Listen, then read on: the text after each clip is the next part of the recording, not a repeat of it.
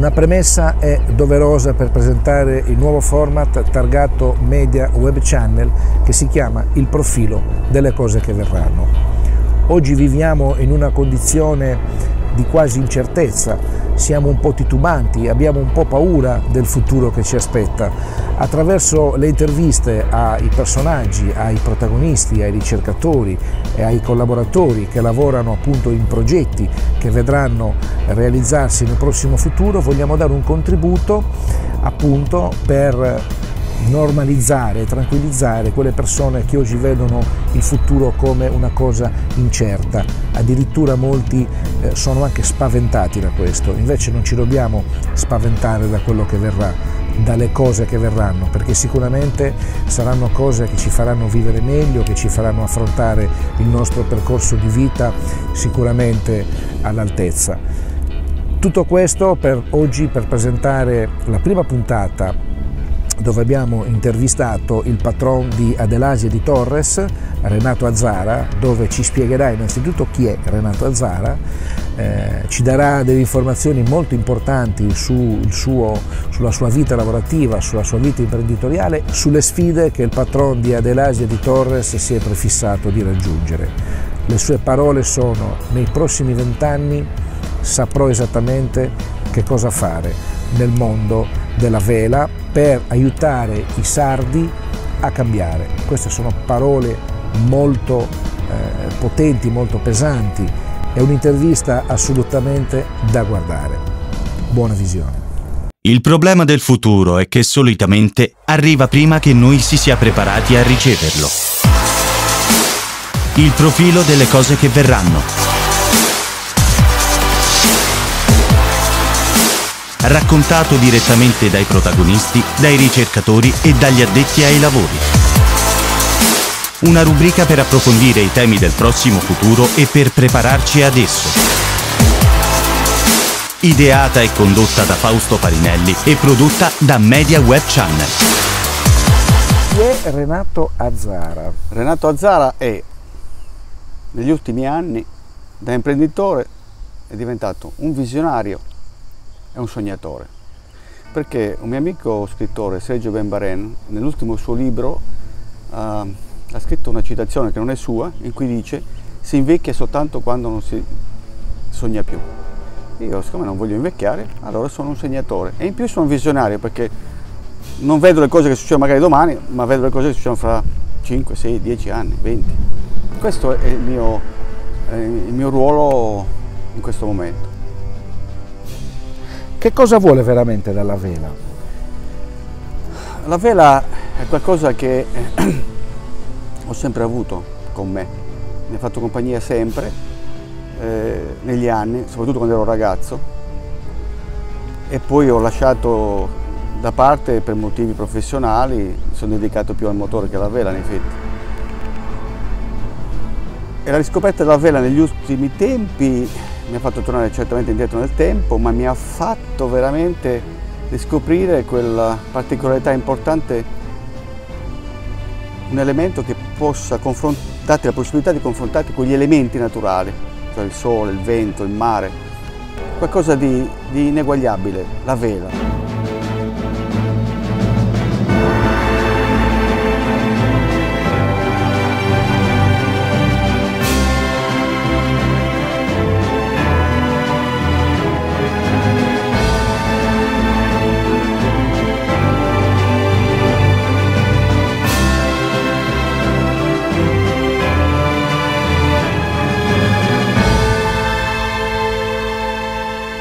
Questo pezzo di stoffa, che oggi non è più stoffa ma è tecnologia, che ti permette di raggiungere obiettivi importanti dal punto di vista sportivo, ma io credo che possa essere un buon risultato anche dal punto di vista sociale ed economico, per la Sardegna, per i ragazzi e per tutti noi.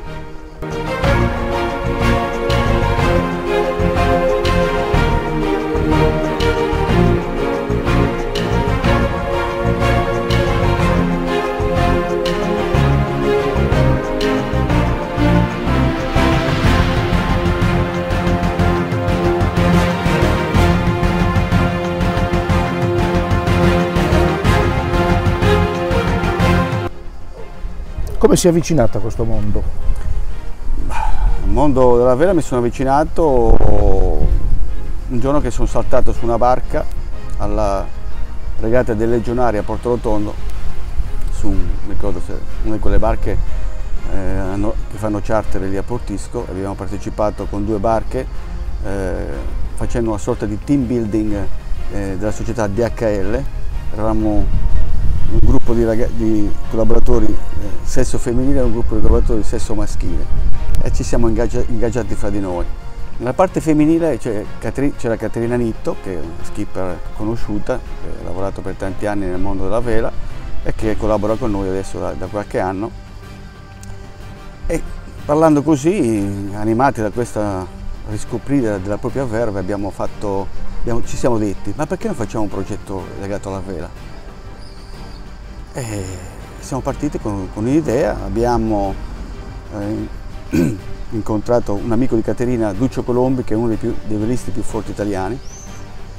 Abbiamo messo giù in piedi un progetto attraverso l'acquisizione di una barca importante che ha vinto 4 mondiali, 11 titoli italiani, quindi qualcosa di sostanziale.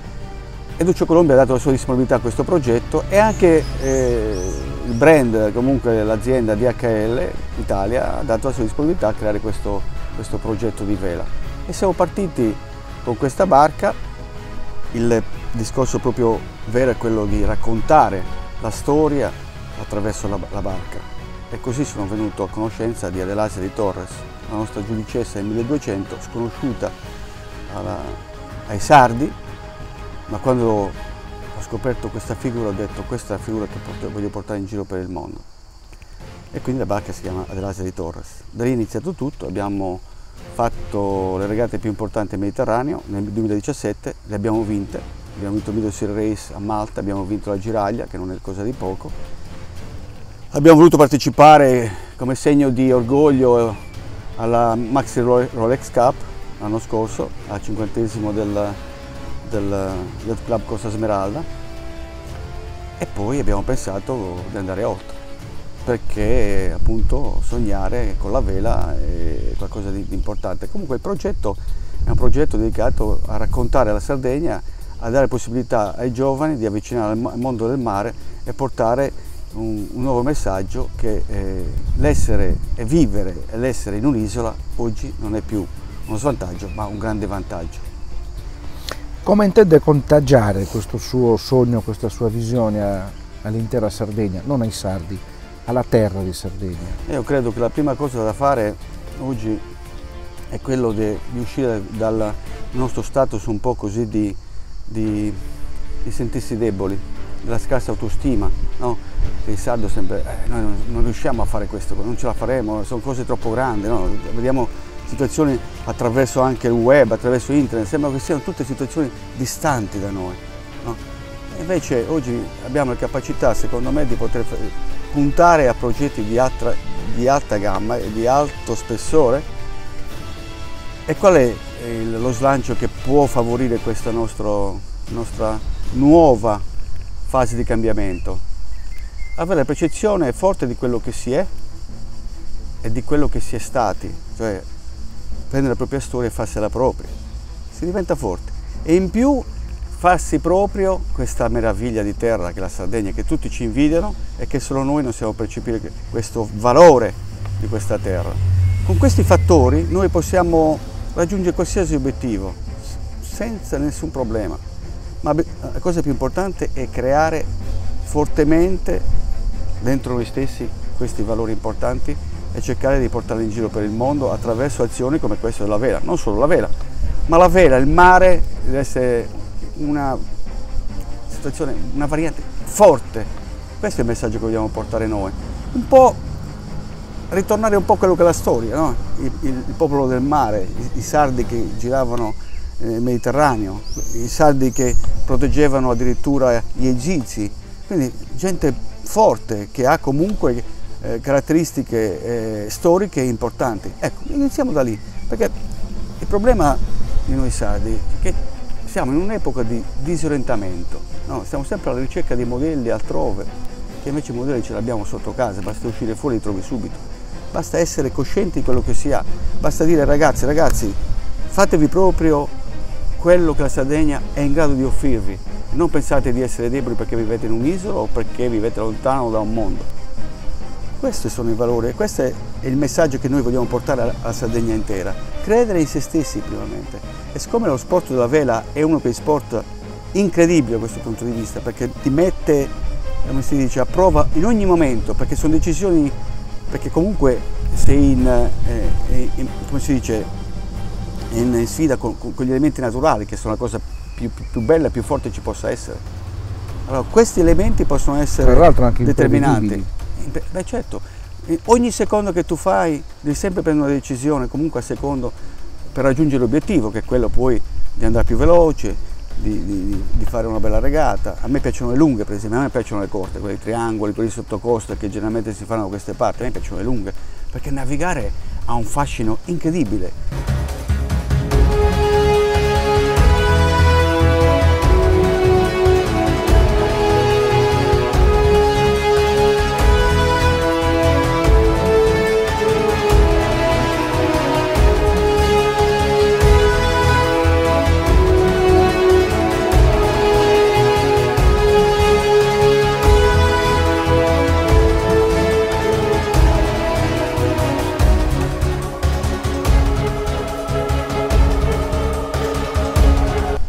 L'unico posto in cui io riesco a perdere il tempo, cioè la cognizione del tempo, è in barca. Quando cominci a superare la giornata, 24 ore di navigazione, diventa il fisico, proprio il nostro fisico si adatta e non segue più il ciclo, il bioritmo, no, segue tutto, si sconvolge tutto. È una cosa straordinaria. Cioè, io quando faccio le regate 2 o 3 giorni perdo la cognizione del tempo, perdo la cognizione o il richiamo verso la stanchezza o verso il sonno, si dorme pochissimo, ma non lo senti. Mentre che se sto a casa perdo 2 ore di sonno e già sto male. E questa è la realtà di fatti. Quindi si entra in un contesto che è veramente straordinario ed è un contesto che dovremo trasmettere molto di più ai giovani, ahimè, che oggi sono pochi che fanno vela in Sardegna. Io ho un figlio di 10 anni che appunto fa vela agonistica al Club Nautico di Arzachena e si annovera fra 60 bambini che fanno vela in tutta la Sardegna, su 1,5 milioni di persone che vivono in Sardegna, cioè vuol dire zero. Quindi, ha parlato del Club Nautico di Arzachena, è con questo club che lei vuole lanciare questa sfida? Beh, io, al detentore della Coppa America. Sono un romantico, sono anche un nostalgico, no? Io ho iniziato, la mia prima tessera FIV l'ho fatta lì, quando avevo forse 20 anni, proprio agli inizi della mia proprio massima aspirazione velistica. E quindi ho pensato che ritornare sui suoi passi è sempre una cosa positiva, ma ritornare sui suoi passi per crescere, non per tornare indietro nelle situazioni. E quindi ho pensato che lanciare la sfida dal Club Nautico di Arzachena volesse anche, oltre che rispettare un mio passaggio della mia vita, ma anche rendere partecipe questa sfida a tutti coloro che magari vedono questo mondo e questa sfida e questa cosa che sembra così lontana più raggiungibile da ognuno che vive in Sardegna. Un club nautico, non un yacht club blasonato, qualcosa di altolocante che può creare questa diffidenza e questo distacco fra le parti. Cioè chiunque farà parte della nostra sfida, chiunque avrà la possibilità di toccare con mano quello che faremo in questa sfida. Questa è la cosa che piace, cioè un asset popolare molto forte che crei consapevolezza di quello che dicevo prima. Cosa semplice, deve essere mica una cosa che deve essere altisonante o rappresentare qualcosa che non ci appartiene. Europeo o meno, quanto costa partecipare alla Coppa America? Ma, orientativamente. Per noi è stato difficile. Quando io, un giorno che stavo rientrando dai paesi arabi, arrivai a Olbia, l'ultimo volo da Roma, accesi il telefono e mi trovai tutti i WhatsApp, tutto il Twitter, Luna Rossa in Sardegna, Luna Rossa qua, Luna Rossa di là, torno in Sardegna, Coppa America a Cagliari, queste cose qua.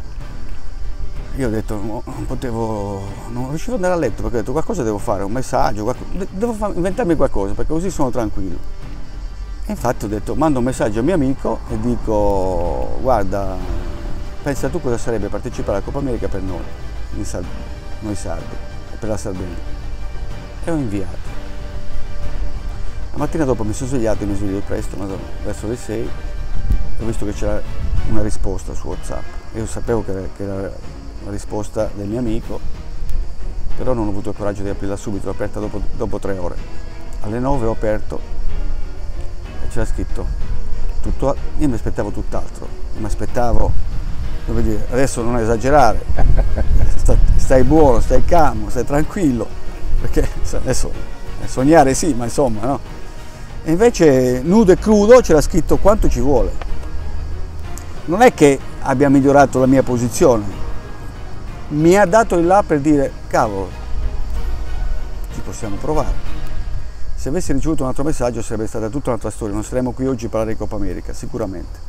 Però il fatto di dire quanto ci vuole mi ha dato il coraggio per intraprendere questa grande avventura e di conseguenza ho chiamato i miei amici, quelli che pensavo che avessero le caratteristiche di conoscenza, non verso la Coppa America, comunque caratteristiche di conoscenza rispetto a un progetto del genere, un progetto difficile soprattutto nell'organizzare appunto la domanda che mi ha fatto lei, il budget, che è la cosa raccolta fondi. Più difficile. Qua parliamo di una raccolta fondi. Beh, no, si tratta soprattutto di capire quali sono le spese inizialmente, cosa che io ho subito, come si dice, cercato di fare mio, e attraverso una mia amica che vive qua ma è austriaca, che ha fatto 2 Coppa Americhe.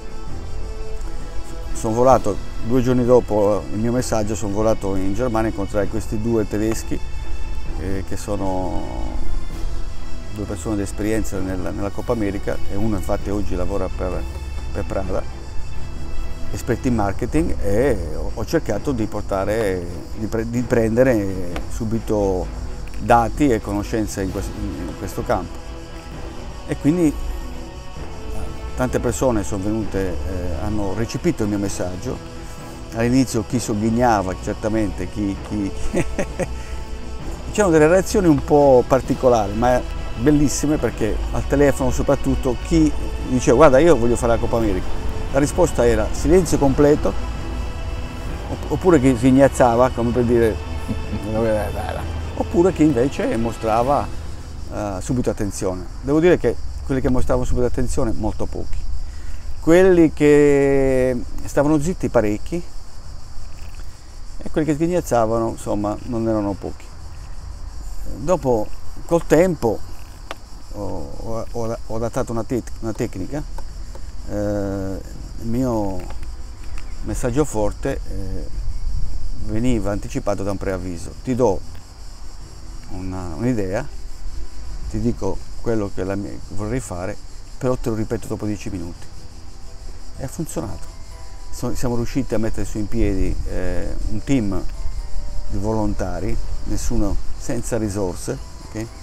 Abbiamo messo su in piedi il progetto, il budget e tutto quello che oggi abbiamo fatto e stiamo facendo è una grande cosa.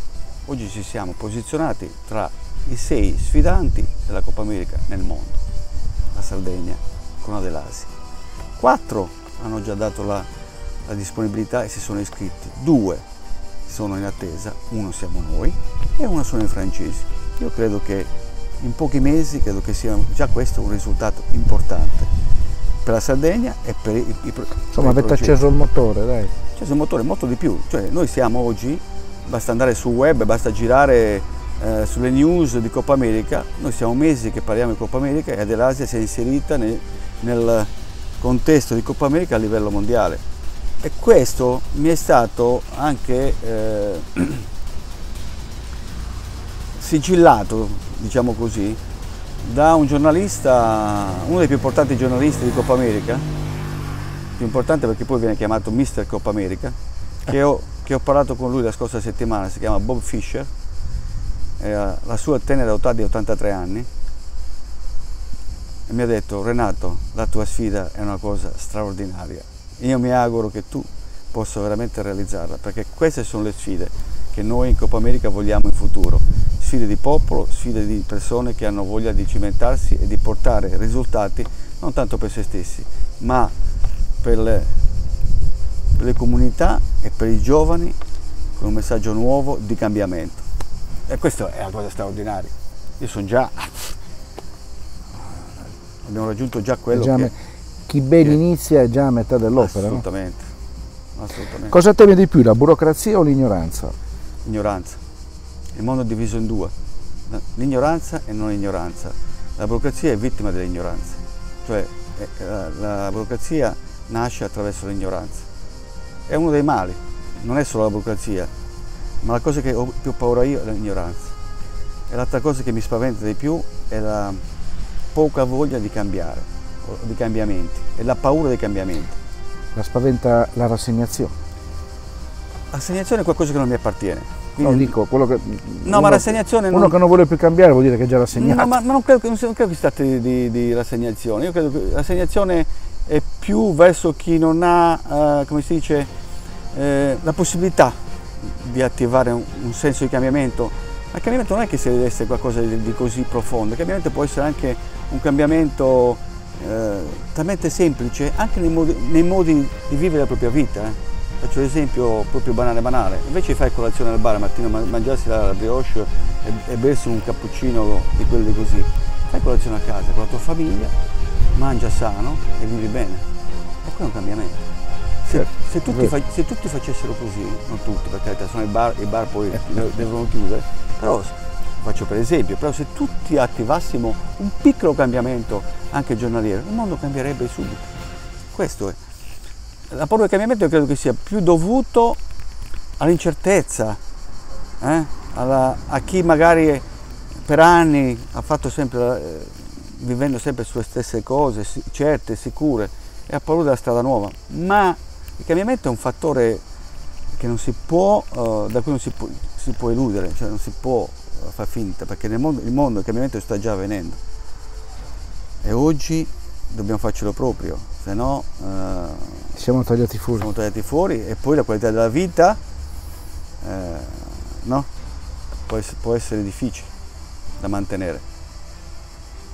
Come intende vincere la diffidenza o l'invidia della gente? Perché purtroppo bisogna tener conto anche degli invidiosi in questo mondo. Sì, sicuramente, anche quello fa parte dell'ignoranza. Ecco, mi hai portato di nuovo indietro alla... Io credo che anche questo sia una derivazione dell'ignoranza, perché l'invidia credo che sia qualcosa che a me non appartiene e non mi è appartenuta, ma l'invidia credo che sia qualcosa da tenere molto lontano, e invece di invidiare sarebbe da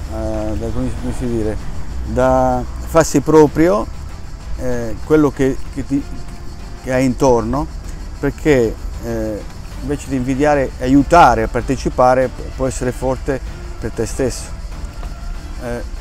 Una cosa positiva dell'invidia è questa, ma non l'invidia quella negativa, l'invidia positiva, cioè invidiare vuol dire comunque per me darti da fare, cioè se tu vedi qualcuno fa qualcosa, tu voglio diventare come te e magari superare. Sì, partecipa anche tu, certo, perché una mia lontana zia diceva meglio essere invidiati che compatiti, no? Sì, è vero. Questo mi è rimasto impresso da circa 30 anni fa. E quindi l'invidia, se è quell'invidia positiva, ben venga. L'invidia negativa, cioè abbattere quello che fa il prossimo, non va bene. Però già la parola invidia per me è una brutta parola. È una brutta parola. La sua passione coincide con il suo scopo finale della vita, il suo fine ultimo? La mia passione incide esattamente con quello che saranno i miei prossimi 20-30 anni, non lo so. Io ho avuto una grande fortuna nella mia vita. Generalmente, salvo piccoli spazi, ho sempre fatto quello che mi è piaciuto fare. ho fatto e questa è una gran cosa. delle scelte, salvo dei piccoli momenti della vita in cui anch'io certamente sono stato un po' disorientato, però grazie a Dio ho sempre fatto quello. Quando ho seguito il mio percorso, perché ognuno di noi ha un percorso, dobbiamo essere bravi a percepirlo e seguire quello che sono le indicazioni che ci vengono date e non essere distratti dal materialismo tout court oppure dalle situazioni, come si dice, di circostanze o nell'area che tu vivi.